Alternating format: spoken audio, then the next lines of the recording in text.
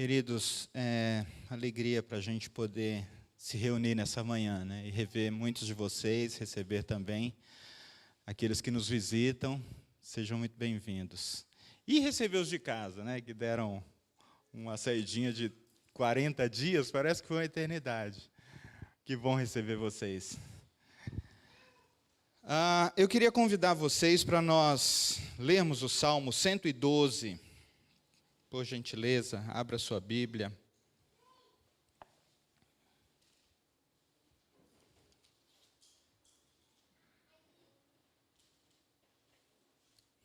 Salmo 112.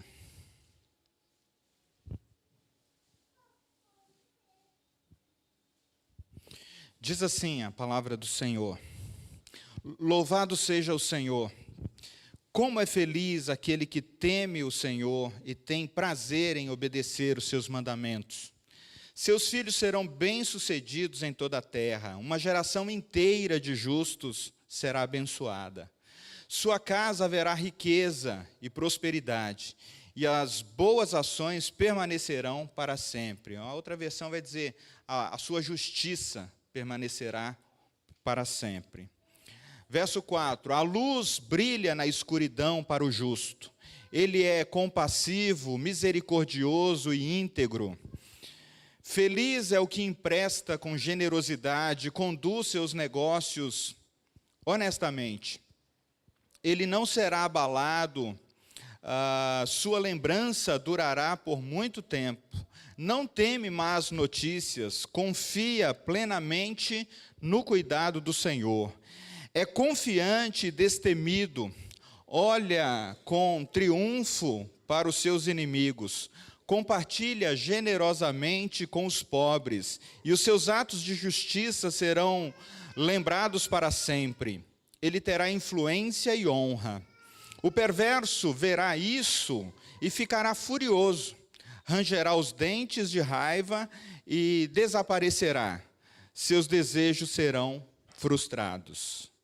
Vamos orar mais uma vez? Peça ao Senhor que fale contigo, que fale com cada um de nós.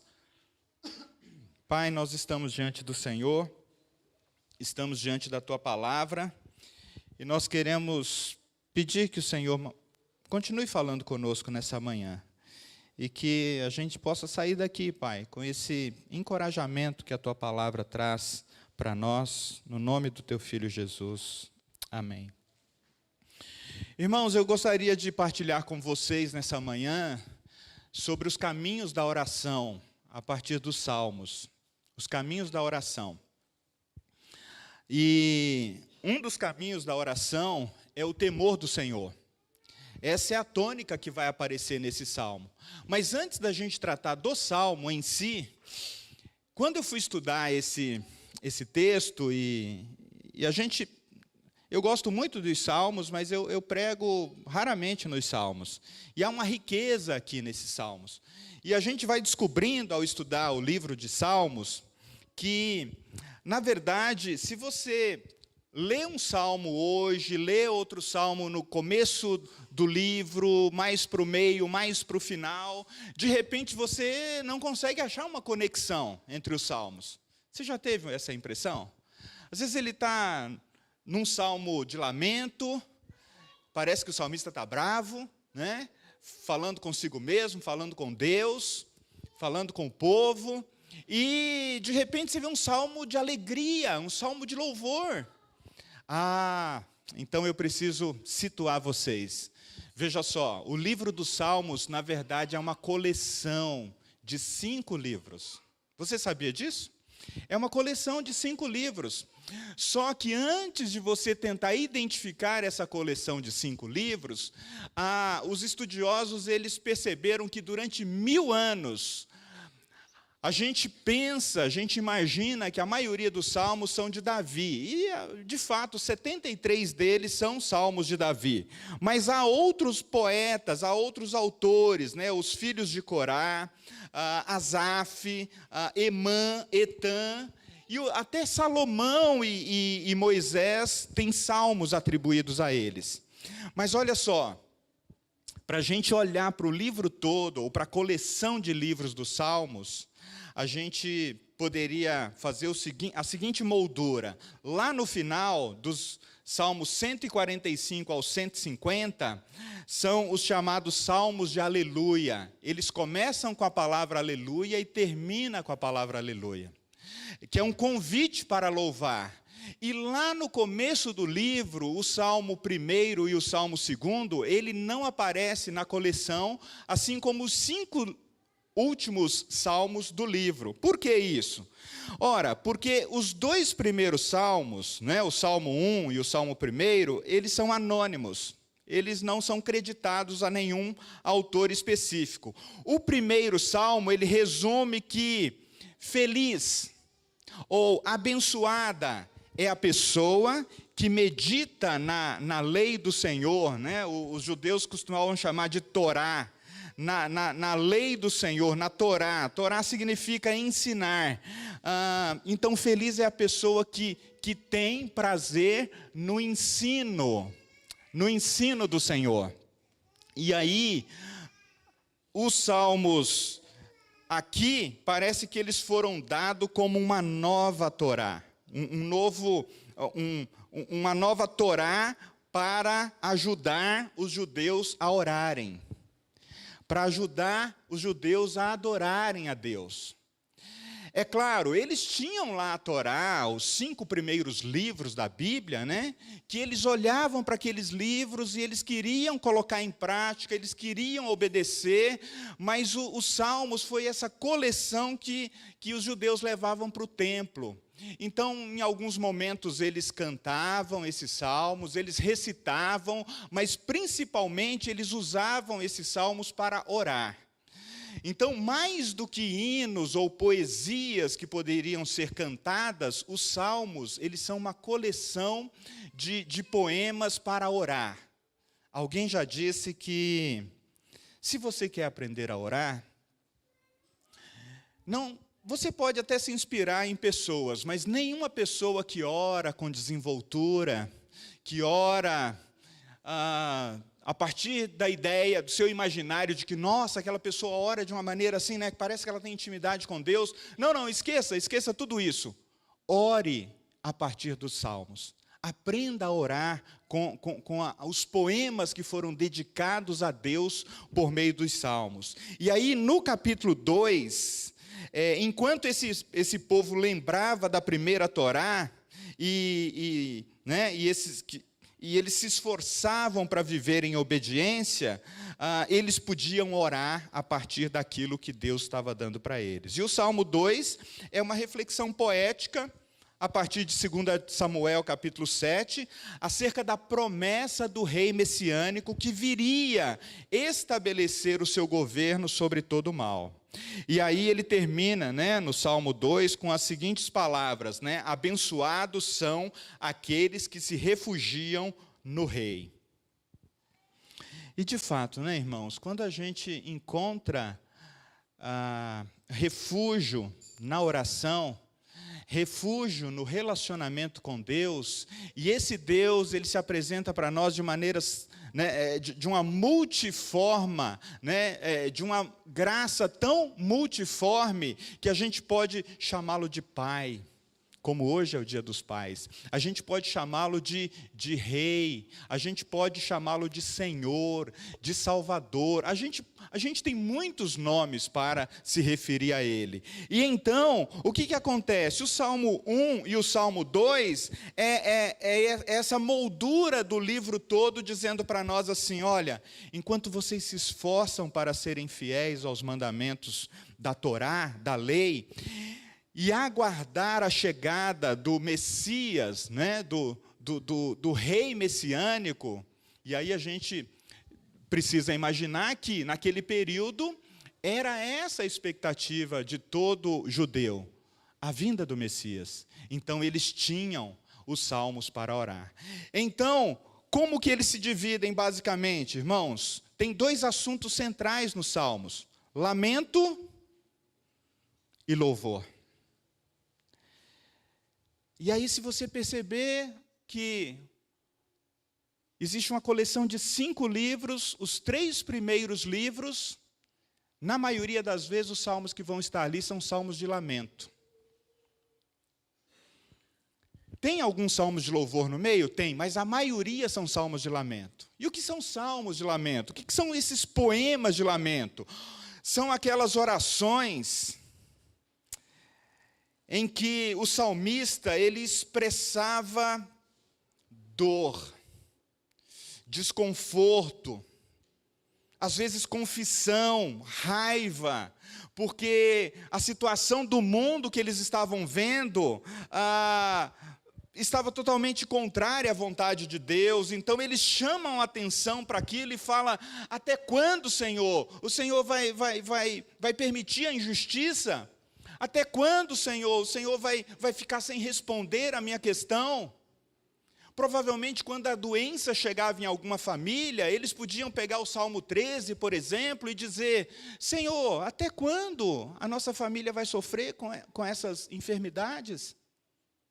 Vocês percebem como que essas orações podiam fazer parte da vida desse povo? Pois bem, e o que acontece nos salmos de louvor? O quarto e o quinto livro, a partir do Salmo 90. Do Salmo 90 para frente, a gente vai ter aquilo que a coleção de livros dos salmos vão chamar de salmos de louvor. Vai ter algum salmo de lamento ali no meio? Provável, mas a maioria é de louvor. E então, as orações ali mudam. Mudam de que maneira? São orações de alegria, de celebração. Então, o salmista, e se você pega a sua Bíblia e começa a orar a partir do Salmo 90 até o Salmo 145, eles vão chamar a nossa atenção para o que existe de bom no mundo. Eles vão recontar a história de Deus. Eles vão recontar e louvar a Deus. E, frequentemente, você vai encontrar a expressão: porque Ele é bom. Porque Ele é bom. Porque a sua misericórdia dura para sempre. Ah, queridos, quando termina os Salmos, lá do capítulo 145 a 150, você vai encontrar 5 partes de aleluia, convidando você a louvar ao Senhor, seja em tempos de lamento, seja em tempos de louvor.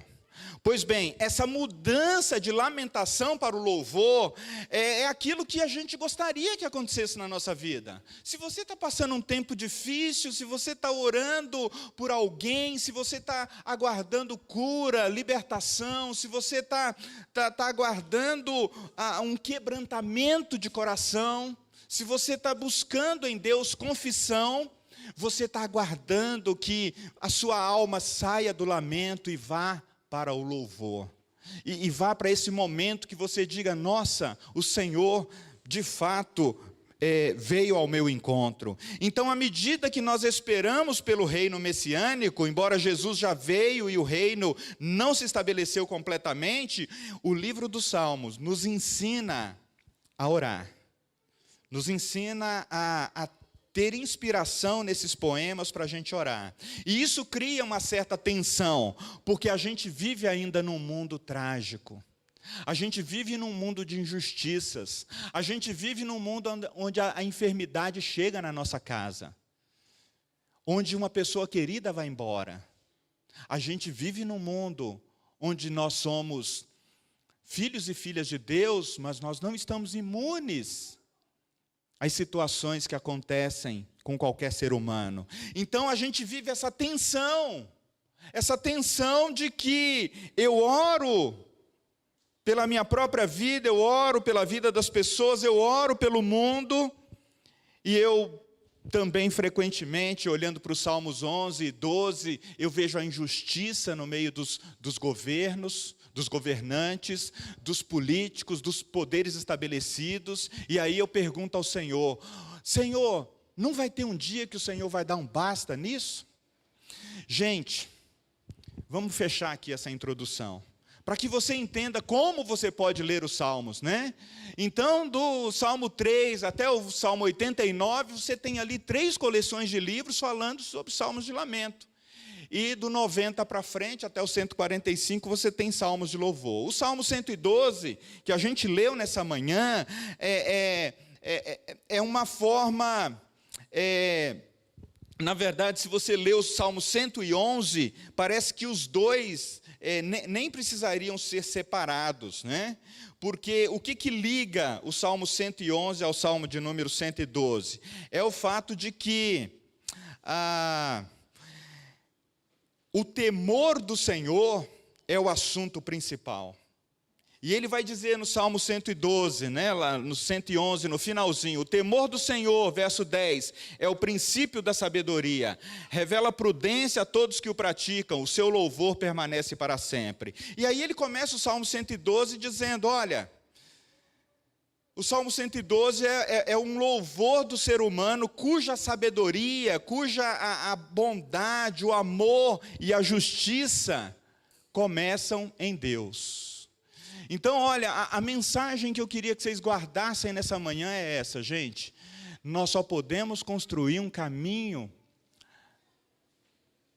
de orações, um caminho de relacionamento com Deus, se a gente temer ao Senhor. Se a gente ter uma relação de reverência, de amor, de respeito, e pedir para que a cada dia o Senhor nos mostre mais do seu caráter. Às vezes a palavra temer ao Senhor, ela rapidamente tende a levar o ouvinte para algum tipo de medo, né? Algum tipo de afastamento. Mas o temor é o chamado ao respeito e à reverência por quem Deus é. E o resultado do temor do Senhor na vida do ser humano, queridos, é a sabedoria. É Deus nos dando sabedoria para a gente tomar decisões, para a gente agir com bondade, para a gente agir com amor e para a gente revelar algum tipo de justiça nos nossos relacionamentos. Então, o eixo central aqui desse salmo, queridos, é isso, é nós louvarmos a Deus pelo que Ele é, e com isso, a gente ser considerado aquela pessoa abençoada, aquela pessoa feliz, ou aquela pessoa realizada em Deus. Mas o que isso quer dizer? Quer dizer que a gente não tem problemas? A gente não tem nada que nos impede a gente não tem nenhum desabor, nenhuma tristeza? Não, pelo contrário. É que o temor do Senhor nos colocou numa relação, numa condição em que a gente alcança algum tipo de satisfação e plenitude em Deus. Então, como que você e eu podemos nos apropriar dessa mensagem, desse poema? Como que nós podemos viver e orar a partir do Salmo 112, especialmente? Primeira coisa, olha, você e eu podemos viver a partir das promessas daqueles que temem ao Senhor. E aí, quando você olha para os 3 primeiros versos, né, eles são o quê? Especialmente no verso 2 e 3, uma evocação das bem-aventuranças anunciadas no verso 1. Né? Temer a Deus e ter prazer em obedecer os seus mandamentos. Né? E aí, queridos, quando a gente vai para Deus, olhando para essa palavra, muitas vezes a gente vai ter que confessar, Senhor, eu temo ao Senhor, eu fui alcançado pela graça, mas muitas vezes outras coisas têm roubado a minha atenção. Muitas vezes o meu prazer está meio que diluído, sabe? Ele está aí. Eu tenho prazer no Senhor, eu tenho prazer nos seus mandamentos, eu tenho prazer na sua palavra, mas muitas vezes outras coisas roubam essa atenção também. E aí ele diz, olha, aquele que, quando a gente quer viver a partir das promessas, semelhantemente ao salmista que temia o Senhor, a gente tem aqui algumas consequências gerais. A nossa descendência, né, será poderosa, a bênção chegará à geração dos íntegros. Né? O verso 2 diz, olha, como são grandiosas as obras do Senhor. Verso 2 do capítulo 112. Seus filhos serão bem-sucedidos na terra, uma geração inteira de justos será abençoada. E o verso 3 ele complementa: haverá prosperidade e riqueza, e a justiça permanecerá com eles. Vocês percebem aqui que o salmista faz uma diferenciação entre prosperidade e riqueza? Porque são coisas diferentes, né? A prosperidade tem a ver com a paz de Deus, com o shalom de Deus. É muito possível que muitas pessoas no mundo não tenham riqueza e sejam prósperas, porque elas têm uma satisfação em Deus. Elas sabem quem é Deus e se relacionam com Deus, e aí, é claro, elas podem passar situações de desigualdade, situações de indignidade humana, mas ainda assim há um senso nelas de satisfação por viver e cumprir o propósito de Deus. Agora, o Salmo diz que uma coisa também não elimina a outra. A riqueza é parte daquilo que Deus tem para os seus filhos, né? O temor do Senhor dá sabedoria para a gente trabalhar, para a gente construir, para a gente fazer negócios, para a gente criar, né?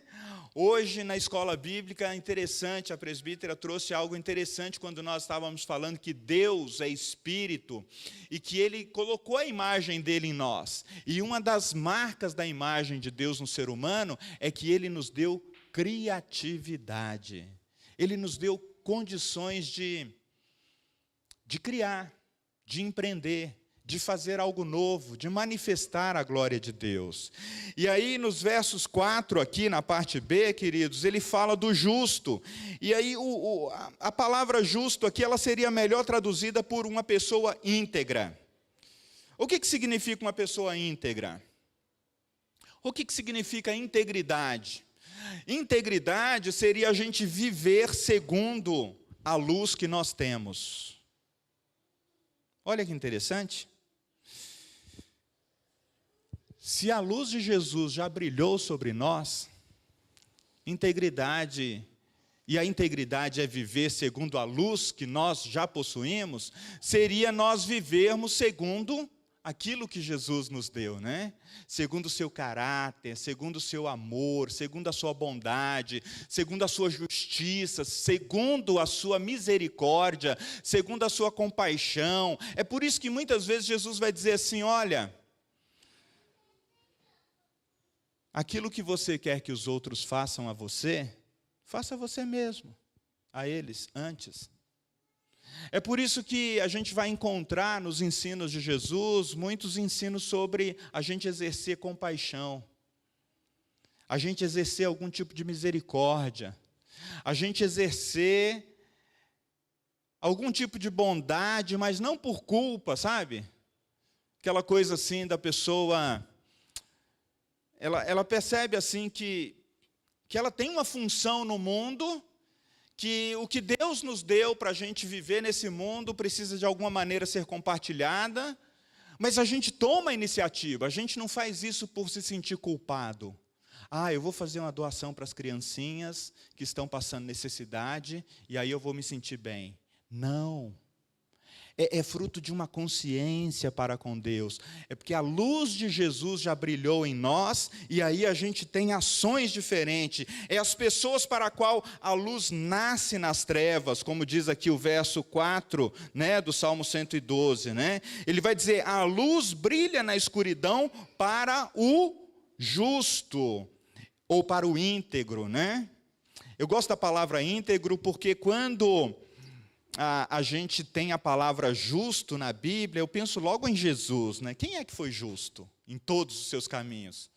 Jesus, né? Então eu gosto mais da tradução da palavra justo pela palavra íntegro. Então, olha, quando as pessoas começam a orar, pensando assim: Senhor, como que eu posso viver no mundo? Como que eu posso agir no mundo? Como que eu posso fazer negócios? Como que eu posso cuidar da minha casa, da minha família? Olha, a luz já brilhou para você na escuridão. E agora, o resultado disso, diz a parte B do verso 4. Essa pessoa é compassiva, ou benigna, né? Ou uma outra tradução, bondosa. Ela é misericordiosa e íntegra. ou seja, ela age de acordo com a luz que já brilhou no seu coração. Queridos, como você tem vivido à luz dessa verdade? O conhecimento de Deus tem levado você a uma vida mais autêntica? Uma vida mais autêntica aqui seria uma vida sem sombras, né? Ou com menos sombras. A sua resposta a essa palavra tem te levado a tornar uma pessoa mais misericordiosa com os outros, mais justa nos seus relacionamentos, mais bondosa. O segundo ponto que a gente aprende aqui, enquanto nós pensamos em construir um caminho da oração, a partir do temor do Senhor, é que nós podemos também, assim como o salmista, experimentar a eficácia das promessas. Olha só, o verso 7, ele traz a continuidade dessa temática, mas um novo conceito é introduzido. Ele diz no verso 7, vejamos o texto: não teme más notícias. O que ele está introduzindo de novo aqui é, não se atemoriza. Aquela versão Ara diz, vai usar a palavra atemorizar. E aí a gente fica imaginando, né, temer ao Senhor e viver atemorizado, as duas palavras têm a mesma raiz. Não é possível ao ser humano, não é possível ao cristão temer a Deus, amar o Senhor, estar numa relação de amor e de graça com Deus e viver com medo, viver atemorizado. É por isso que ele vai dizer que o homem aqui desse salmo não teme as más notícias, não vive atemorizado, pelo contrário, a conclusão é, confia plenamente no cuidado do Senhor. Aqui, queridos, nós só podemos experimentar na nossa vida de oração uma certa satisfação, não apenas satisfação, mas essas promessas se cumprindo, se a gente confia plenamente no Senhor. Aqui a gente percebe, queridos, que o que Deus está nos convidando é, se você me teme, lance fora o medo. O Evangelho de João vai dizer assim, o perfeito amor, ele lança fora o medo. E o primeiro passo para a gente se livrar de viver uma vida atemorizada, é a gente mesmo falar para Deus, Senhor, você sabe que diante dessa situação, meu coração está cheio de medo.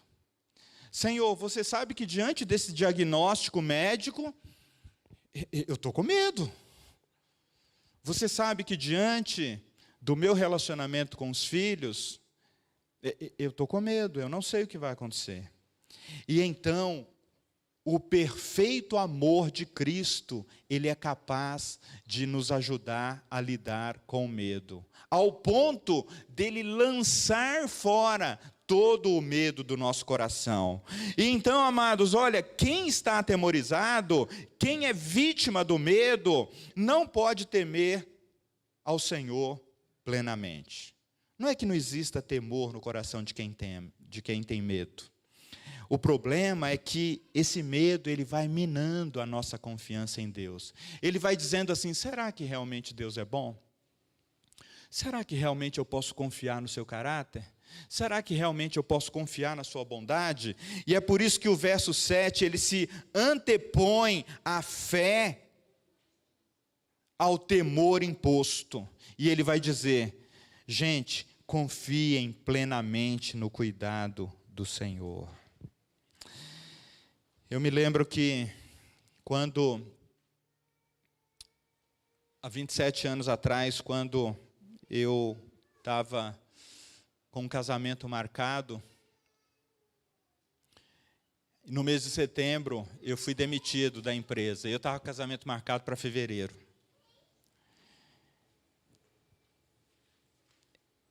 Aí eu pensei, ok, a Gisélia está trabalhando ainda, então eu acho que dá para continuar. E Deus já havia nos dito, vocês terão essa união concretizada. Eu falei, mas pode ser daqui 1 ano, daqui 2 anos, né? Daqui sei lá quanto tempo. Aí o conselho da igreja avisa para a Gisélia, acho que na semana seguinte, olha, ano que vem nós não vamos ficar com você. Aí meu coração encheu-se de medo, né?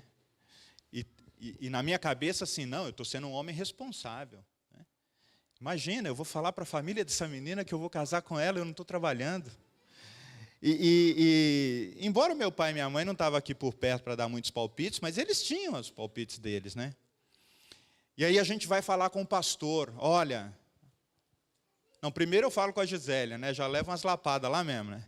Olha, confie plenamente no cuidado do Senhor, mas ela falou de outro jeito, né, gente? Se ela dissesse isso aqui, eu acho que eu ia aceitar melhor. Confie plenamente, meu amor, nos cuidados do Senhor. Não, ela usou outras palavras lá. Faca no pescoço. Olha, se você fez um voto, é melhor que você cumpra. Oxi, se essa mulher está brava, o que está acontecendo?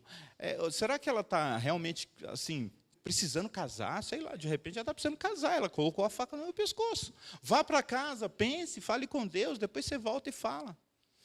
Queridos, resumo da ópera. Nós casamos. Não vou contar o testemunho todo. E foi o tempo que nós experimentamos o maior cuidado que Deus poderia nos dar. Mesmo que eu não estivesse plenamente confiando. Gisélia tinha umas experiências de viver pela fé mais do que eu. E aí eu fui pegando a carona ali, né? Eu fui no bonde, assim, eu fui pegando, e Deus foi dizendo, está vendo? Essas coisas que você fala sobre fé, isso é que é viver na prática. Ah, queridos, eu não sei como é que está a sua confiança em Deus, como que está as notícias que chegam para você, o quanto isso te abala, o quanto isso te desestrutura, o quanto isso te deixa paralisado. Mas o fato é que o caminho da oração é o caminho da confiança. É o caminho da entrega, é o caminho da gente descobrir Deus no meio das instabilidades da vida. Veja só, o verso 8 ele continua dizendo que essa pessoa que entra nessa relação de confiança com Deus por meio da oração, ela é confiante, ela é destemida e olha com triunfo para os seus inimigos. O texto fala também da sorte dos perversos, no verso 10. É interessante que o perverso aqui, no texto, é o agente do medo, cujo objetivo dele é destruir a nossa fé. Mas o perverso, ele torna-se vítima do mal que ele queria nos impor. E quando não consegue atemorizar, o perverso torna-se vítima do próprio medo. Olha lá comigo em Provérbios capítulo 10, verso 24.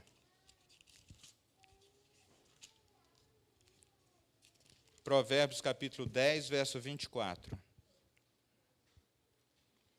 Os temores do perverso se tornarão realidade. As esperanças dos justos lhe serão concedidas. Essa é a realidade que o Salmo diz para nós. Ao orarmos, ao viver a partir desse Salmo, queridos, esse Salmo de louvor, individualmente e como igreja, coletivamente, nós não apenas recebemos os resultados de uma vida temente ao Senhor e que experimenta as suas promessas, mas há outra bênção, a bênção final, para a gente fechar aqui nessa manhã, que nós precisamos nos apropriar, é o poder redentor da justiça. O poder redentor da justiça que há em Cristo, e Ele compartilha conosco. Veja só lá, os versos, a gente poderia voltar um pouquinho, né, nos versos 4 e 6, porque esses versos, eles celebram o poder redentor dessas consequências para a vida cotidiana, né? As próprias consequências do temor do Senhor tornam-se fatores ativos da bem-aventurança.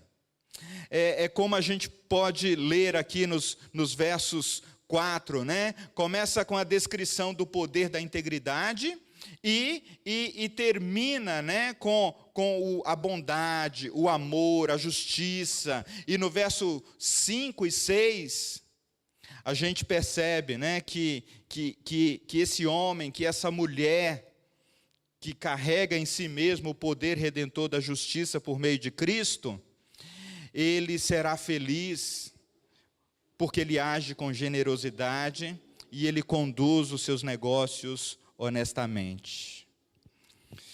Finalmente, a gente pode olhar para o verso 9, que dá continuidade a esse assunto, quando ele diz assim: olha, esse homem, essa mulher compartilha generosamente com os pobres e os seus atos de justiça serão lembrados para sempre. E aí a gente fica pensando, né? Os salmos, eles são cheios de paralelismo, né? Ou seja, tem uma afirmação e depois dessa afirmação tem, digamos assim, um resultado da afirmação, né? Compartilha generosamente com os pobres, o resultado disso é que os atos de justiça serão lembrados para sempre. E ele terá honra e influência. Quem melhor descreveu esse paralelismo, quem melhor interpretou esse paralelismo, é o próprio apóstolo Paulo, que na sua segunda carta aos Coríntios, ele vai dizer assim, olha, segunda carta aos Coríntios, capítulo 9, verso 6, eu gostaria de ler com vocês, para a gente perceber como que Paulo aplicou, né, essa verdade. Capítulo 9, da segunda carta aos Coríntios de Paulo, no verso 6, ele diz assim: lembrem-se, quem lança apenas algumas sementes obtém uma colheita pequena, mas quem semeia com fartura obtém uma colheita farta. Cada um deve decidir em seu coração quanto dar. Não contribuam com relutância ou por obrigação, pois Deus ama quem dá com alegria. Deus é capaz de lhe conceder todo tipo de bênçãos, para que em todo tempo vocês tenham tudo de que precisam e muito mais ainda para repartir com os outros. Como dizem as Escrituras, compartilha generosamente com os necessitados e os seus atos de justiça serão lembrados para sempre. Você percebe aqui que Paulo está citando o Salmo? E aí ele continua, pois é Deus quem supre a semente para que o que semeia e depois o pão para o seu alimento. Pois é Deus quem supre a semente para o que semeia e depois para o pão, e depois o pão para o seu alimento. Da mesma forma, Ele proverá e multiplicará a sua semente e produzirá por meio de vocês muitos frutos de justiça. Em tudo vocês serão enriquecidos, a fim de que possam ser sempre generosos. E quando levarmos sua oferta para aqueles que precisam dela, eles darão graças a Deus. Você pode ler até o verso 15, quando chegar na sua casa, que você vai pegar a ideia completa. Mas eu queria concluir aqui nessa manhã. No primeiro ano de casamento, eu e Gisélia, desempregados, cumprimos lá, fizemos aquilo que Deus havia colocado no nosso coração. E aí Deus começou a dizer, ok, vocês vão experimentar o que é generosidade. A gente, às vezes, pode estar sendo tratado no nosso orgulho, né? Às vezes a gente quer ser generoso, mas a gente não quer que os outros sejam tão generosos com a gente. Primeiro que a gente nem conta o que está passando, né? A gente nem conta o que está passando. Eu tinha um amigo do interior de Minas, que veio morar em São Paulo, fazer concurso público, e aí ele trabalhava num sacolão de segurança. Ele falou, Daniel, eu tenho direito aqui a te retirar 60 quilos por semana do sacolão. Cara, eu moro sozinho, não como essas frutas, eu não como nada disso. Eu posso retirar aqui e levar para você? Pode. Um casal não vai comer 60 quilos, seja de legumes, verduras, frutas. Chegava aquilo semanalmente no quintal que a gente morava e todo mundo recebia a sua feira. generosamente o Senhor estava cuidando de nós. Chegava outras coisas para a gente, e a gente não teria condições de consumir aquilo, mas eu, com falta de fé naquele período, eu falava, hoje, guarda aí, não sei se amanhã vai ter, né? Ela falou, não, vamos distribuir. E os aluguéis, como eram pagos? Isso é outra história que eu poderia contar para você. E como que Deus supria tudo? Gente, o fato é que quem estava perto de nós naquele período nunca recebeu tanta provisão. Nunca recebeu tanta provisão. Quais são as aplicações finais que a gente poderia fazer desse salmo? Amados, esse salmo é um salmo de enaltecimento daquele que teme ao Senhor e vive a consequência na sua vida. Quais são as consequências? Integridade pela justiça e pelo amor, sem viver movido ou paralisado pelo medo. Nesse salmo há duas declarações assim correspondentes uma com a outra. Primeiro, ele dá continuidade ao salmo anterior e estabelece uma relação de temor entre o ser humano e o Senhor. E o segundo, ele mostra que o ser humano íntegro e os poderes do inimigo perverso, que visam colocar medo em nós, nos faz um convite assim, olha, você não pode servir ao Senhor e viver com seu coração cheio de medo. Você precisa escolher. Ou seu coração teme ao Senhor e tem prazer nele, ou seu coração vive paralisado por causa do medo, sem saber se amanhã o Senhor estará com você. Como que eu e você podemos orar a partir desse salmo, queridos? Crianças, adolescentes, mulheres que aqui estão, ore pedindo ao Senhor maior temor, maior reverência por quem Ele é.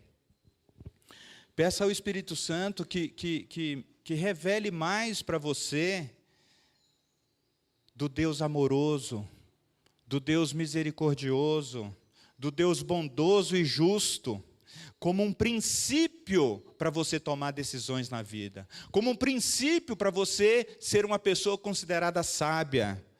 Mas, pastor, você não falou os homens aqui? Pois é, hoje é dia dos pais, vamos incluir também os homens. Homens, orem para que Deus dê sabedoria para que vocês cuidem dos seus negócios, da sua família, da sua casa, do seu relacionamento com Deus. Olha só, peça ao Senhor mais prazer em estar diante dos seus mandamentos.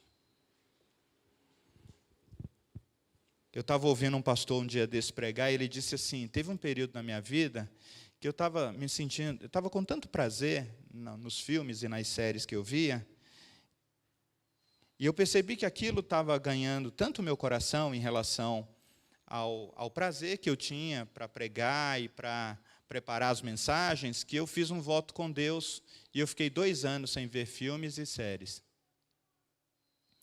Alguém pode dizer, nossa, que sujeito radical.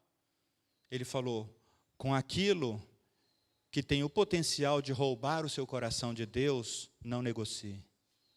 Não negocie. E o que você fazia com aquele tempo que você dedicava ao seu hobby?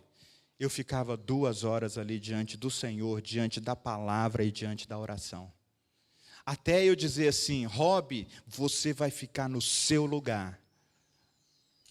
Entretenimento, você vai ficar no seu lugar. E você só vai vir quando eu te convidar. E eu ouvi aquilo e falei, uau, eu estou longe disso. Eu estou longe disso. Queridos, como que a gente vai orar a partir desse salmo? Nós vamos pedir ao Senhor mais prazer por estar diante dEle. A gente quer ser aqueles que experimentam as promessas do Senhor, tendo uma família, uma descendência diante de Deus, uma descendência que vai louvar ao Senhor, a bênção das gerações sobre a nossa casa, a prosperidade, a riqueza chegando por meio das nossas gerações, e a justiça permanecendo. Amados, para a justiça permanecer e as pessoas olhar para nós e perceber um homem, uma mulher íntegra ou justa nos seus caminhos, nas suas decisões,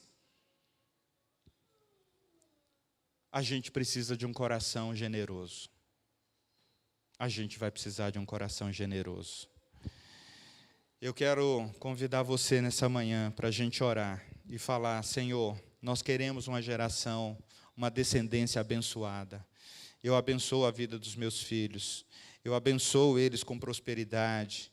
Eu abençoo eles com riqueza, com o poder redentor da justiça para acompanhá-lo para sempre. Mas não dê nenhuma dessas coisas se ele não temer o Senhor. Porque se o Senhor der para ele todas essas coisas e ele não tiver o temor do Senhor, a gente não sabe o que pode acontecer com ele. Ai, pastor, essa oração eu não faria. Ok. Mas a lógica é, quando a gente gostaria que os nossos filhos tivessem as melhores posições, os melhores lugares, os melhores resultados, peça a Deus que ele tema ao Senhor, que é o princípio da sabedoria, porque aí ele vai saber lidar com todos os resultados que a vida lhe trouxer. Sejam eles bons, sejam eles não tão desejáveis. Oremos. Pai, nós estamos diante do Senhor e a gente confessa que nem sempre o nosso coração tem todo o prazer em obedecer os seus mandamentos. Então, nós confessamos nessa manhã, Pai, que o desejo do nosso coração, o desejo dos pais, das mães, o desejo daqueles que estão aqui nessa manhã é de ter um coração que vive a partir do temor do Senhor e não das más notícias ou dos medos que podem nos sacudir.